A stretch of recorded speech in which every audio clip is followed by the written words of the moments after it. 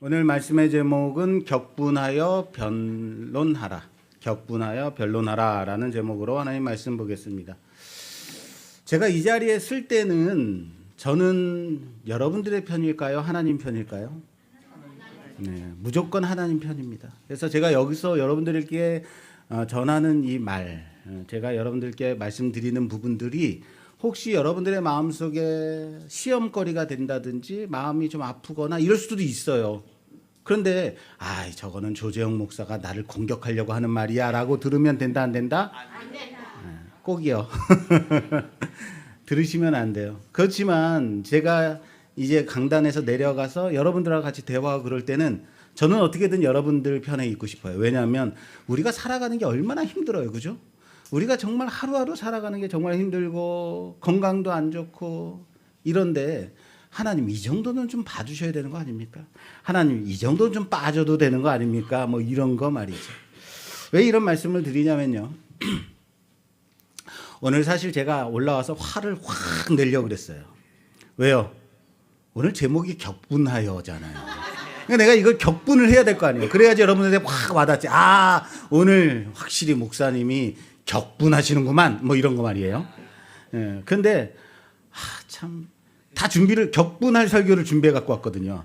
근데 예배 전에 모든 것들이 다 풀렸어요. 지난 연말을 지나고 오늘 아침 새벽까지도 나를 괴롭히던 이런 문제들이 오늘 아침에 예배 전에 이제 사무실에 앉아 있고 여러분들 뒤에 이렇게 있는데 모든 문제들이 그냥 다 눈녹이 해결돼 버려서 격분할 수가 없는 거예요. 그래도 격분할 겁니다. 왜? 오늘 제목은 격분하여 변론하라니까. 저는 이제 지금까지는 새해가 오는 것이 너무 좋았어요. 그리고 새로운 새해가 시작됐습니다. 우리 새로운 한 해 정말 결단하고 정말 하나님 앞에 헌신하고 이렇게 갑시다. 이러기에 어때요? 새해가 딱 좋죠. 첫 번째 드린 예배 참 좋죠. 올해 여러분들은 어떤 것을 결단하셨습니까? 그럼 저는 이것저것이요. 막 얘기하고 할 게 많잖아요. 그리고는 이 첫 번째 주일에 보통 어떤 얘기를 하냐면요. 설교자들이 대부분 작심삼일 얘기해요. 안 그래요? 그렇잖아요. 우리가 1월 1일 날 이런 것을 결단했는데 첫 번째 주일이 딱 됐을 때는 여러분들 지금까지 지키고 계십니까? 작심삼일. 그런데 올해는 언제부턴가 이 작심삼일이란 단어를 사용하지 않게 되더라고요. 왠지 아십니까? 결단들을 안 해요. 목사님 올해는 내가 정말 무슨 헌신을 하겠습니다. 무슨 봉사를 하겠습니다. 통독을 하겠습니다. 제가 큐티를 열심히 하겠습니다. 아침에 뭐 하고 점심에 뭐 저녁에 뭐 하고 막 이런 결단들이 어느 순간부터 우리의 한 해가 시작되는 그때부터 하지 않고 사라졌더라. 결단 자체를 안 하더라 이런 거죠. 도리어 어느 순간부터는 어떤 일이 벌어지냐면 내가 연말까지 하고 이제 다시는 하나 봐라. 이런 거. 내가 통독 올해까지만 하고요. 내년엔 안 할 거예요. 이런 거. 내가 봉사 여기까지만 하고요. 내년부터는 안 할 거예요. 왜 이런 결단들을 하는지 몰라. 그래서 제가요. 이런 생각을 했어요. 연도가 사라지고 오늘은 167월입니다. 이런 거. 234월 첫 번째 주일입니다. 이러면 새로 내가 여기까지만 하고 그만해야지 이런 필요가 있어요? 없어요? 없죠. 자, 오늘은 367월 첫 번째 주일입니다. 뭐 이런 거. 그런데 제가 이해하는 게 뭐냐면 우리가 새로 결단하지 않고 또는 내가 올해까지만 하고 내년엔 안 할 거예요 라는 얘기 마음 그 이면에 뭐가 있어요? 그만큼 힘들다는 거예요. 그만큼 살기가 참 팍팍하다는 거 아니겠어요? 내가 여기까지는 내가 버티는데 하나님 내가 이 이후로는 정말 힘들어서 내가 좀 쉬어야겠어요. 이런 마음이 있는 거 알아요. 그래서 목사님 내가 내년에는 이거 못할 것 같아요. 그러면 그 마음 아니까 그래요. 그만하세요. 좀 쉬시고 충전하세요. 이러고 싶은데 그러지 못하는 이유가 그래도 여기 서서는 뭐 해야 돼 내가? 하나님 편에 있어야 되잖아요. 올해 너희들은 과연 무엇을 결단했느냐? 너는 과연 나에게 무엇을 더 해줄 수 있겠느냐? 너는 얼마나 성숙했느냐? 이런 거 얘기해야 되잖아요. 그래서 여러분들의 마음은 잘 알지만 사랑하는 여러분 오늘 2026년 786월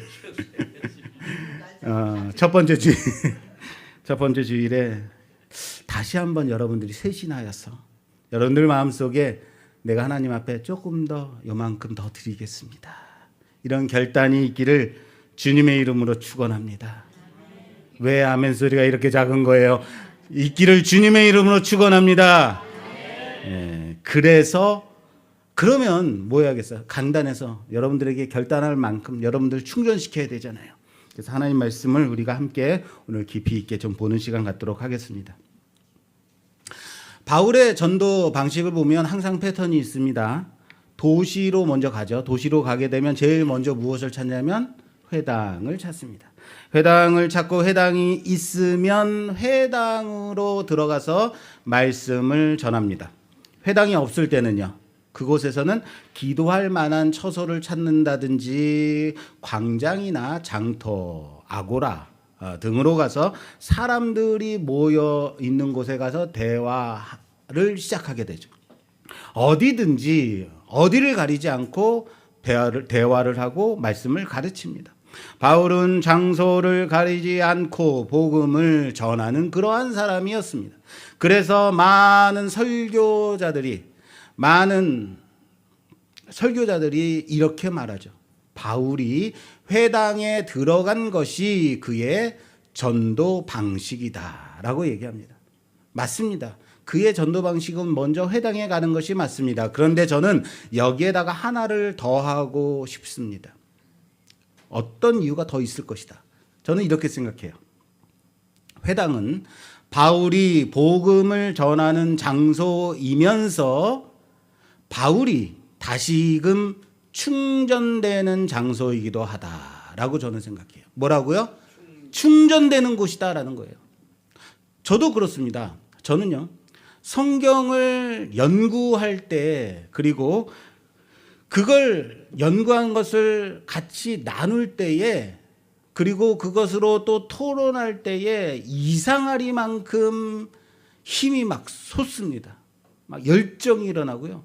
도리어 여러분, 설교 시간에는 제가 설교 내용을, 본문을 본 만큼을 다 전하지 못할 때가 많아요. 그래서 그때마다 설교를 하거나 하면 조금 허전할 마음을 가질 때가 있습니다. 여러분, 설교자가 설교하고 나서 제일 먼저 드는 생각이 무엇인지 아십니까? 오늘 좀 설교가 됐는데? 오늘 좀 반응이 좀 있는데? 이런 생각할까요? 오늘 내가 본 이 말씀을 다 전하지 못했네. 아, 저걸 더 풀어줬어야 되는데 라는 생각을 더 많이 하는 것 같아요. 그래서 그런지 몰라도 요즘 제 머리가 더 빠지는 것 같습니다.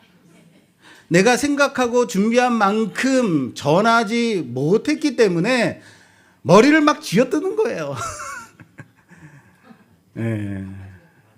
그래서 저는 오후 예배, 오후 찬양 예배까지 다 끝나고 나서 그 후에 그루터기 모임에 그 시간에 참여하는 걸 참 좋아해요. 그루터기 시간에 올라가서 그 말씀을 전하는 시간, 말씀을 나누는 시간이 있거든요. 거기서는 누구라도 목사님 그게 무슨 뜻이에요? 라고 묻거나 아니면 설교 중에 궁금했던 것 또는 말씀을 일주일 동안 읽고 보다가 듣다가 이상하게 여겼던 것, 궁금한 것, 그런 거 들고 오기도 한단 말이죠. 그때 저는 내 안에서 무엇인가 확 올라오는 느낌을 받아요. 아, 그 질문 정말 좋습니다. 그 지점이 정말 핵심이에요. 맞아요. 잘 봤어요. 이런 얘기하면서 그 순간 저는요, 아주 신나서 1부, 2부 예배 끝났는데도 3부 설교를 시작하는 거예요. 3부 설교는 1부, 2부 설교보다 제일 길어요. 한참을 떠들고 나면 여러분, 오전 예배, 오후 예배까지 다 하고 또 이렇게 떠들면 피곤하지 않아요? 라고 물을 수 있어요? 아니요. 신기하게도요, 그때 내 가슴이 더욱더 뜨겁게 뛰는 것을 느낍니다. 새 힘이 돋는 것을 느낍니다. 저는 그게 좋은 겁니다. 말씀을 함께 나누고 질문하고 다시 성경을 펴서 보고 그리스도께로 다시 들어가는 그 시간이 이 시간이 나를 살게 하는구나. 여러분, 아마 바울도 이런 마음이 좀 있지 않았을까? 회당에서. 바울은 이방인의 사도입니다. 그래서 이방인들을 타겟으로 하고 복음을 전하게 되죠. 그런데 이방인에게 복음을 전하려면 어디서부터 시작이 되는지, 유대인에게 전하는 것과 이방인에게 전하는 부분에 차이점이 있는 거 아십니까? 이방인에게 말씀을 전할 때는 어디부터 시작해야 되냐면요, 창조하신 하나님부터 시작해야 돼요. 세상이 어떻게 창조되었는가, 인간이 누구인가, 죄가 무엇인가, 하나님이 어떻게 구원하셨는가, 이스라엘을 택하신 하나님은 어떠한 하나님인가, 그리고 그리스도 예수로 어떻게 구원을 성취하셨는가. 이 길고 긴 말씀을 처음부터 설명을 해야 되는 거예요. 이방인들에게. 이것을 처음 듣는 사람들에게는 어때요? 이거 생소하다, 새롭다. 그렇지만 아주 길고 어려운 이야기일 수 있죠. 그런데 바울에게는 너무나도 익숙한 말씀입니다. 창조주 하나님, 인간의 죄, 그리고 이스라엘을 택하심, 어떻게 구원하셨는가. 이런 것들이 바울에게는 어때요? 쉬운 얘기죠.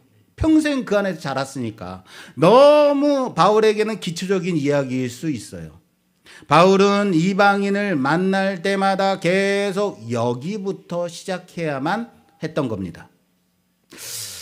아내가 그 한빛맹학교에 볼 일이 있어서 간 적이 있다고 합니다. 볼 일을 보고 이리저리 학교를 구경하는데 한빛맹학교가 무엇으로 유명해요? 그렇죠. 음악으로 유명하잖아요. 그래서 악기를 잘하는 사람들이 거기 참 많아요. 그래서 이래저래 둘러보는데 거기 피아노 선생님이 아이에게 피아노를 가르치는 장면을 봤어요. 도레미파솔라시도 이거 쳐. 건반 하나하나 누르는 연습을 시키고 있었습니다. 그런데 아내가 깜짝 놀랐던 것이 뭐냐면 그 피아노를 가르치는 선생이 아니라 교수예요. 외국까지 가서 유학하고 돌아온 나름 실력 있다고 평가되는 유명한 피아니스트입니다. 그런 피아니스트가 피아노의 대가가 도레미파솔라 이거 치는 걸 가르치고 있다는 거예요. 거기서 이걸 보면 어때요? 그래서 아내도 어떻게 저런 분이 도쳐 레, 도, 레, 미 이거 가르치고 있는 걸 보면서 안타까웠다라는 얘기를 했습니다. 그렇습니다. 여러분, 피아니스트는요, 베토벤, 모차르트, 슈베르트 이런 거 어려운 곡들 쳐야지 맞는 거 아닙니까? 저도 그래서 바하까지 쳤어요. 피아노 바이엘 학원. 그럼에도 불구하고 그 선생님이, 그 교수, 정말 어디 다른 데 가면 교수예요. 그런데 그런 분이 거기서 아이에게 도레미파솔라시도 이거 치고 이걸 가르치는 거예요. 왜? 이 학교에서는 기초로 가르쳐야 하니까. 그래서 거기부터 치는 거예요. 바울이 이방인들에게 전도할 때 아주 기초적인 것부터 시작해야 했다라는 것도 그런 맥락에서 이해해야 된다는 겁니다. 그런데 여러분, 회당은 어떻습니까? 회당은 누가 있죠? 거기에 유대인들이 있어요. 회당은 완전히 다른 공간이죠. 회당은 성경이 이미 율법이 전제되어 있는 곳이죠. 창조주 하나님이 이미 전제되어 있는 장소, 율법과 선지자의 글과 메시아의 소망이 이미 공유되어 있는 곳, 회당. 그러니까 바울은 회당에서 바로 창조주 하나님을 가르칠 필요 없이 성경을 깊이 있게 들어갈 수 있었다라는 거예요. 바로 메시아부터 시작하는 거죠. 구약이 말씀하고 있는, 예언하고 있는 그리스도는 고난받고 십자가에서 죽으시고 다시 살아나야 한다라는, 그리고 바로 예수가 그리스도다. 이걸 율법서와 예언서를 왔다 갔다 펴놓고 가르치며 증명에 들어가는 곳, 거기는 회당이에요.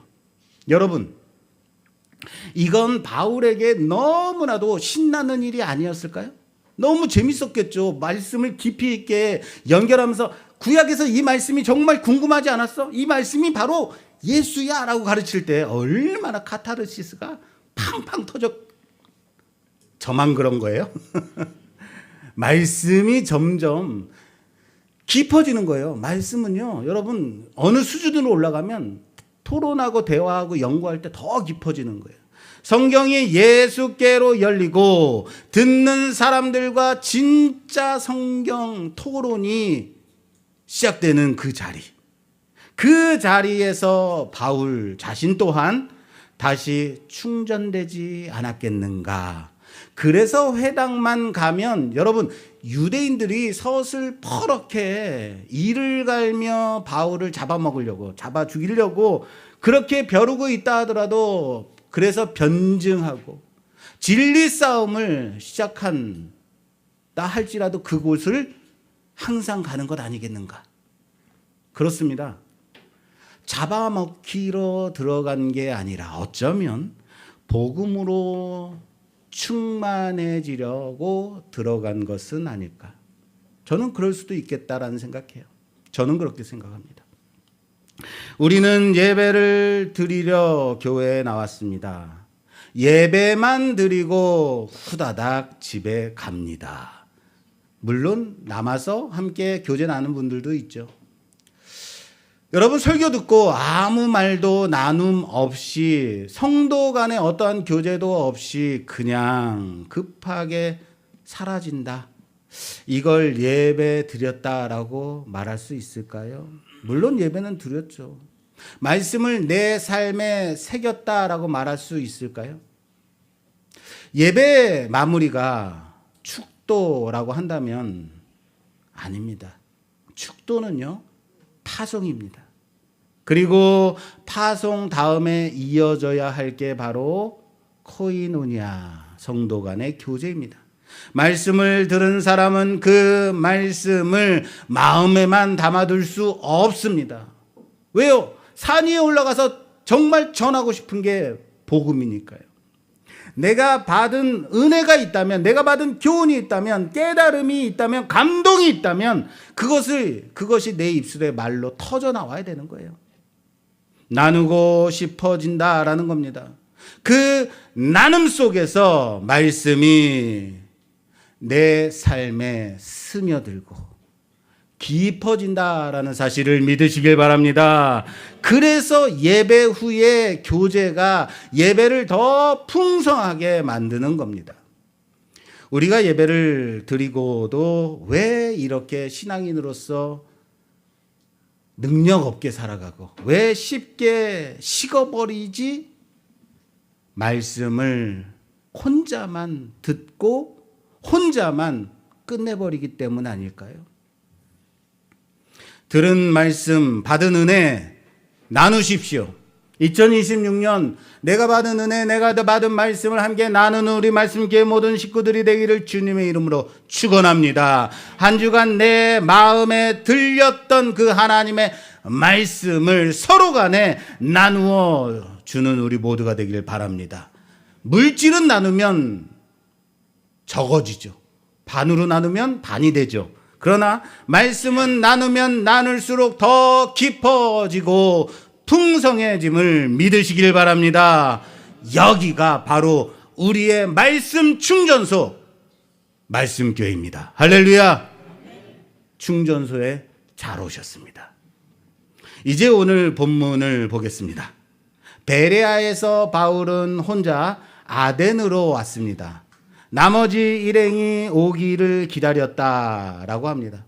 그러면서 아마 바울은 도시 이곳저곳을 구경했던 것 같습니다. 지난번 우리 바울의 길 성지순례 갔을 때도 아덴에 가니까, 지금은 뭐죠? 아덴은 아테네라 그러죠.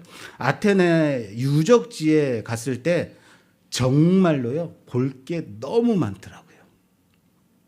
거기 산 꼭대기에 뭐가 있냐면 거대한 신전이 있는데요. 그 파르테논 신전이라고 그랬던가요? 그 파르테논 신전이 산 꼭대기에 거대한 위용을 자랑하고 거기에 있어요. 기둥들, 지금은 물론 기둥들만 남아 있지만, 야, 이 기둥 한 덩어리가 몇 톤이 14톤이라고 한 것 같은데, 이 14톤짜리 이 기둥을, 이 덩이를 가지고 가서 그 위에다 쌓고, 그 위에 쌓고, 와, 이 산꼭대기에 그걸 가지고 올라가서 거기다 쌓는다? 이걸 어떻게 한 거지? 라고 정말 기이하다라고 생각될 정도로 놀라운 광경이었어요. 그 파르테논 신전에서 내려다 보면 뭐가 보이냐면 바로 우리가 다음 주에 볼 바울이 변증한 자리, 아레오바고가 있습니다. 아레오바고 바위 언덕입니다. 그리고 장소를 옮겨서 우리 어디로 갔냐면 아덴 유적지로 갔거든요. 아덴 유적지를 쭉 걸으면서 다른 어느 도시의 유적지보다 보존이 참 잘 돼 있었어요. 볼 게 많다는 얘기입니다. 만질 만한 거리도 많고 볼 것도 많고 너무 정말 보존이 잘 돼 있고, 여기저기 기둥들이 세워져 있고 로마 황제의 형상들이 있었고, 그리고 오늘 말씀에 나와 있는 것처럼 정말 말할 수 없는 수많은 우상들이 거대하게 새겨져 있었습니다. 또는 거기에 서 있었습니다. 심지어 거기에 무엇까지 보존되어 있었냐면 수세식 공동 화장실까지도 아주 잘 보존되어 있었어요. 구멍이 뽕뽕뽕 뚫어, 대리석에 뽕뽕 뚫어 있어 거기에 앉아서 이제 볼일을 보면 싹 치워지는. 이것을 보면서 아덴은 단순히 큰 도시만이 아니구나. 이건 상상과 이건 사상과 종교가 그리고 문화가 다 자랑스럽게 자리 잡은 그런 도시구나라는 생각을 했어요. 사람들이 자랑할 만한 게 너무 많은 도시 아덴. 우린 그 길을 따라 걸으면서 와, 대단하다. 와, 정말 완전히 진짜 대단한데 막 이러면서 우리 촌뛰기처럼 그렇게 실컷 구경했습니다. 여러분 생각해 보세요. 그때는 전기도 없고 모터도 없는 그때에 곳곳에 무엇이냐면 도시 전체를 적셔주는 분수들이 곳곳에 있어요. 그런데 이 분수의 물길을 열면요, 물을 가다 놓은 문을 열면 도시 전체의 물이 쫙 흘러서 청소가 되고 그리고 그 온도를 낮춰주는 역할을 해요. 이게 그 당시에 그게 돼 있었다는 거예요. 대단한 거죠. 와, 대단하다. 이렇게 느낄 만하지 않습니까? 그런데 바울이 이 도시를 구경하며 보면서 느낀 반응이 좀 다르다라는 거예요. 사도행전을 쓴 누가는 이렇게 말하고 있습니다. 이 성에 우상이 가득한 것을 보고 그의 마음이 격분하여, 따라서 합시다. 그의 마음이 격분하여. 여러분, 바울의 마음이 격분했답니다. 그런데 이거 이상하지 않습니까? 왜 격분할까? 우상이 가득해서요? 여러분, 아덴이 하나님을 섬기는 그런 도시인가요? 이방 도시예요. 우상이 많은 게 이상합니까? 당연한 거 아닌가요? 여러분, 빌립보 우상 없었나요? 데살로니가, 그리고 지난주에 본 베레아, 우상이 있었을까요? 없었을까요? 있었죠. 우상이 있는 도시예요. 그런데 누가는 굳이 아덴에서만 바울의 마음이 어떻게 됐다? 격분했다라는 표현을 사용하고 있다라는 거예요. 왜 하필 여기 아덴에서 이런 표현을 사용했을까? 그리고 바울은 대체 어떤 마음으로 격분한 것일까? 오늘 그걸 좀 알고 싶은 거예요. 여기 격분이라고 번역된 도시는 이 단어는 헬라어로 파르크시네토라는 단어입니다. 파르크시네토. 자, 따라서 합시다. 파르크시네토. 이 파르크시네토라는 단어가 격분하다. 이 의미는 날카롭게 자극을 받아서 속이 확 들끓어 올랐다라는 뜻이에요. 단순히 짜증이 났다라든지 아니라 짜증이 났다, 화가 났다가 아니라 여기는 마음이라고 되어 있는데 실제는 나의 영 안에서 무엇인가가 확 치밀어 건드려져서 치밀어 올랐다, 뒤집어졌다라는 반응을 말합니다. 그런데 더 재미있는 건 뭐냐면요, 이 파르크시네토라는 단어는 신약에서 별로 나오지 않는 단어예요. 그런데 한 군데 어디서 또 찾아볼 수 있냐면 고린도전서 13장에서 찾아볼 수 있어요. 고린도전서 13장 말씀은 무슨 장이죠? 사랑장이에요. 사랑장에 이때 나와요. 사랑은 성내지 아니하며.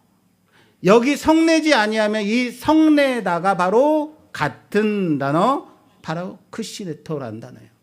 사랑은 쉽게 파르크시네토 하지 않는다라는 말이에요. 무슨 말이에요? 사랑은 쉽게 발끈하지 않는다라는 얘기죠. 자, 그러면 여러분 제가 질문할게요. 사랑은 성내지 않는다라고 했는데 바울은 뭐 했어요? 성냈어요. 왜 아덴에서 이렇게까지 파르크시네토 되었을까? 바울의 사랑이 없었기 때문에, 바울이 아덴을 사랑하지 않았기 때문인가? 성격이 급해서일까요?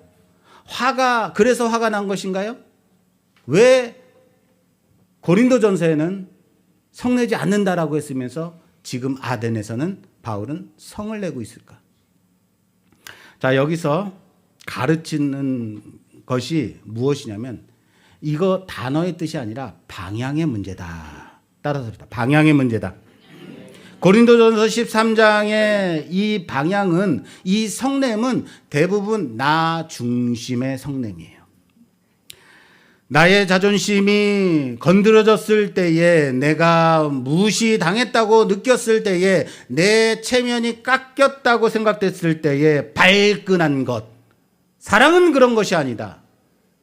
그건 사랑이 아니다라고 말하는 겁니다. 그건 너의 마음의 우상이다. 그런데 사도행전 17장, 오늘 본문 말씀에 바울이 자극받은 지점은 나의 무시, 나의 자존심, 나의 체면이 아니라는 겁니다. 그 성냄은 우상으로 가득한, 하나님의 영광이 가려진, 사람들이 거짓에 묶여 있는 그 현장에서 보여진 너무 묶여 있는 그 현장을 보고 바울의 영이 들끓어 올랐다라는 말입니다. 이건 미움의 분노가 아닙니다. 거룩한 격동입니다. 거룩한 분노라고 말할 수 있겠습니다. 그럼 이 거룩한 격동이 구약 성경에서 어떤 때 쓰여졌나를 통해서 우리는 이 의미를 확실히 알 수 있습니다. 대부분 구약에서 쓰여졌을 때 이 단어는 어디에 쓰였냐면요, 이스라엘이 이방신을 섬김으로 하나님이 격분하실 때에 사용이 된 단어입니다. 자, 이런 상황에서 70인역, 다시 말해서 헬라어로 구약과 신약을 다 번역한 이 70인역 성경에서 이 똑같은 단어가 어디에 쓰였는지를 보면 알 수 있어요. 특별히 우리가 어디서 볼 수 있냐면요, 금송아지 사건에서 우리가 이 단어를 찾아볼 수 있는데요. 모세가 시내산에서 하나님께 율법을 받아가지고 두 돌판을 가지고 내려올 때 금송아지를 막 섬기는, 이스라엘 백성들이 섬기는 것을 봤죠. 그리고 어떻게 했죠?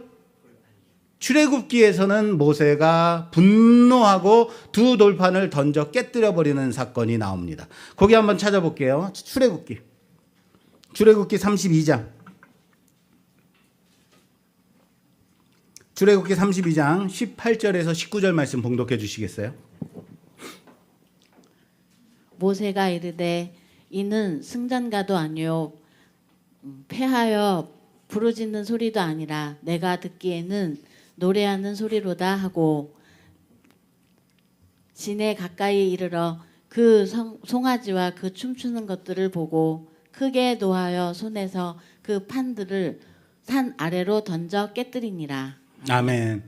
여기에는 우리가 지금 보고 있는 이 단어와 심히 노하여, 이 단어는 같은 단어가 사실 아닙니다. 다시 말해서 모세가 어떻게 분노했는지를 표현하고 있는 단어예요. 그러니까 모세가 화가 났다라고 말해요. 심히 노했다. 누가 노했다고요? 모세가. 그런데 이거를 신명기에서 모세가 이 사건을 나중에 회상하면서 이스라엘에게 설명하는 장면이 다시 나와요.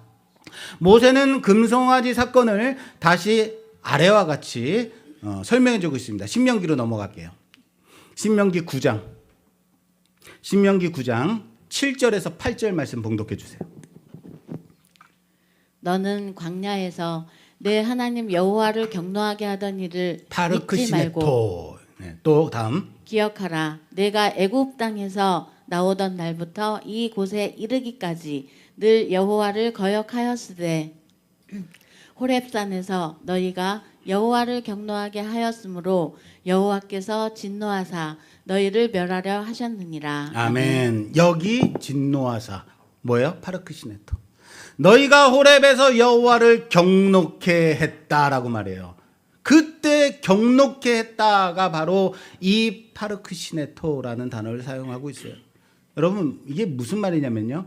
출애굽기에서 모세는 경노했습니다. 모세가 경노했습니다. 그런데 이게 모세의 개인이 화가 나서 분노한 게 아니다라는 얘기를 하는 거예요. 그 경노는 하나님의 경노하신 그 마음이다라고 말하고 있는 겁니다. 그때 내가 분노해서 두 돌판을 집어 던진 것처럼 생각됐니? 그게 내가 단지 화가 나서 그런 것처럼 너희는 생각했니? 아니다. 그건 바로 하나님의 격분하심이었다. 너희가 호렙에서 하나님을 경노하게 한 그 사건, 그거 말이다. 금송아지 사건은 단순한 실수가 아니었습니다. 하나님을 경노케 한 우상 숭배 사건이었죠. 그러므로 모세는 그 하나님의 경노하심의 마음을 품고 하나님과 이스라엘의 언약의 징표인 두 돌판을 깨뜨린 겁니다. 깨뜨리지 않으면 언약에 나온 대로 이스라엘은 진멸받아야 되니까. 무슨 말인지 이해되십니까? 자, 이제 다시 본론 우리 본문으로 돌아가서 아덴에서 누가는 아덴에서 바울의 영이 파르크시네토 했다라고 말하고 있습니다. 이건 바울이 단지 예민해서가 아니다. 우상 숭배 앞에서 하나님이 어떤 마음을 가지시는가, 그 성경의 결을 바울의 영 안에서 울리게 하는 표현 방식이었다라는 겁니다. 우상 숭배는 하나님을 경노케 하는 일입니다. 그리고 바울의 영도 그 앞에서 경노했습니다. 하나님의 마음을 품고. 그렇다면 제일 중요한 것이 무엇입니까? 바울의 격동이 어디로 흘렀는가인 거죠. 이 우상들을 보면서 여러분 어떻게 해야 돼요? 가서 망치 들고 우상들을 까부셔야 됩니까? 깨부숴야 됩니까? 단군 신상 가서 도끼 들고 찍어버려야 됩니까? 가서 절에 있는 부처상들 부셔뜨려야 됩니까? 하나님이 우리에게 원하시는 모습, 하나님이 우리에게 원하시는 바가 과연 이런 것일까요? 이건 거룩한 분노가 아닙니다. 나의 난폭함에 지나지 않는 거예요. 오늘 본문이 뭐라고 말하는지 봅시다. 그러므로 회당에서 변론하고, 따라서 합시다. 그러므로 회당에서 변론하고. 그렇습니다. 회당에서 변론하고 장터에서 날마다 만나는 사람들과 무엇했다? 변론했습니다. 바울의 격동이 소동으로 가지 않았습니다. 군중을 모아서 내 편으로 만드는 일에 가지 않았습니다. 바울의 격동은 변론으로 갔습니다. 대화로 갔다고요. 복음을 전하는 일로 갔습니다. 이게 거룩한 격동의 증거입니다. 하나님 때문에 들끓는 이 마음은 사람을 찢는 말로 가서는 안 됩니다. 사람에게 상처를 주는 말로 가서는 안 됩니다. 사람을 살리는 마음으로 가야죠. 사람을 살리고 회복시키는 위로의 말로, 진리를 전하는 말로 가야 함을 믿으시길 바랍니다. 오늘 제목 격분하여 변론하라 라는 이 제목의 의미를 여러분들이 이제 이해했으면 좋겠습니다. 아무 때나 아무든지 격동하라는 얘기가 아닙니다. 격분하라는 얘기가 아닙니다. 무엇이 과연 나를 격동시키는가? 그리고 내 격동은 어디로 흘러가고 있는가? 내 자존심 때문에 발끈하는가? 사람을 그래서 모으는가? 내 편을 만드는가? 아니면 하나님의 영광이 가려지는 것을 보고 아파하며 복음의 말을 전하는 것으로 나아가고 있는가? 오늘 본문은 우리에게 이 질문을 던진다라는 것을 놓치지 마십시오. 자, 이제 말씀을 정리하겠습니다.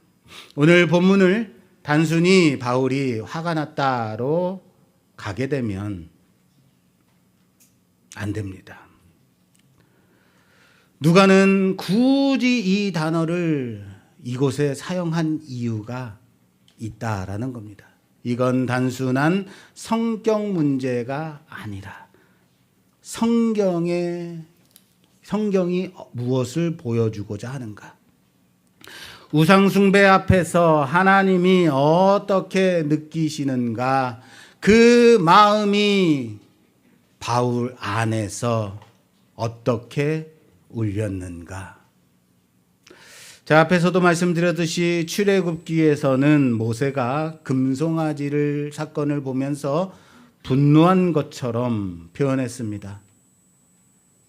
그러나 그것이 아닙니다. 신명기를 통해서 너희가 여호와를 경노케 했다라고 설명해 줍니다. 이게 무엇이라고요? 모세가 단순히 내가 화가 났다라는 말을 하는 게 아니라고요. 하나님이 왜 진노하셨는가를 품고 말하는 것입니다. 사건을 하나님의 눈으로, 하나님의 마음으로 그렇게 해석하는 겁니다.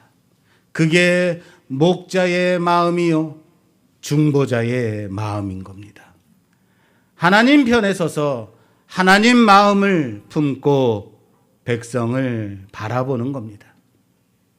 바울이 지금 아덴에서 그 마음을 품고 격분한 것이다. 바울이 본 이 장면, 문화 아니요. 이것은 문화가 아니라 관광지가 아니라 바로 철학 도시가 아니었습니다. 우상이 가득한 아덴성이었습니다. 하나님이 가려지고 사람들이 거짓에 묶인 현실이었습니다. 그래서 바울은 그냥 참고 지나지 못한 겁니다. 그렇다고 군중을 모아서 가서 우상을 때려 부십시다 라고 한 것이 아닙니다. 바울은 하나님의 마음을 품고 그 마음으로 복음을 전합니다. 말을 겁니다. 회당에서 그리고 장터에서. 이게 오늘 본문이 우리에게 주는 교훈입니다. 저는 우리가 좋은 태도를 만들어야 합니다라는 말을 하고 있는 게 아닙니다. 열심을 더 내자라는 말을 하는 것도 아닙니다. 하나님의 마음을 품읍시다라는 겁니다. 내 자존심이 아닙니다. 하나님의 영광이 걸린 문제에 마음이 움직이게 해 달라고 기도하자라는 이겁니다. 내 체면이 아니라 영혼이 걸린 것에 눈이 뜨이게 해 달라고 기도하자라는 겁니다. 그리고 그 마음을 품은 사람답게 말로만 분노하지 말고 복음으로 말합시다. 한 사람에게라도 내 주변의 아덴 같은 그 자리에서 복음으로 말을 건네는 우리 모두가 되기를 주님의 이름으로 부탁합니다. 내 마음이 시대의 악함을 보고 있습니다. 미신과 우상에 잠겨 있는 세상을 보고 있습니다. 기독교 또한 그렇게 세상의 손가락질 가운데 정치와 짝을 짓고 물질에 짝을 지어 우상 숭배하는 것처럼 하나님을 섬기고 있는 교회들을 봅니다. 내 감정이 아니라 내 분노가 아니라 하나님의 그 마음을 품고 격분하십시오. 그래서 무언가를 때려 부수라는 게 아닙니다. 그래서 변증하라는 겁니다. 그래서 변론하라는 겁니다. 사랑하는 여러분, 변론하십시오. 이번 한 주간 우리가 할 수 있는 결단은 큰 것이 아니라도 좋습니다. 예배를 드렸으면 그 들은 말씀으로 하나님의 마음을 다시 확인합시다. 내가 무엇에 흔들리는가, 격분하는가, 어떤 사람에 대해 점검하자라는 겁니다. 그리고 한 번만이라도 이렇게 기도해 보자고요. 주님, 내 마음이 나 때문에 들끓는 사람이 되지 말게 하옵소서. 주님의 영광 때문에 아파하는 사람이 되게 해 주십시오. 그 마음 품고 사람을 바라보게 해달라고 그렇게 기도하는 우리 모두가 되기를 주님의 이름으로 축원합니다. 축원합니다.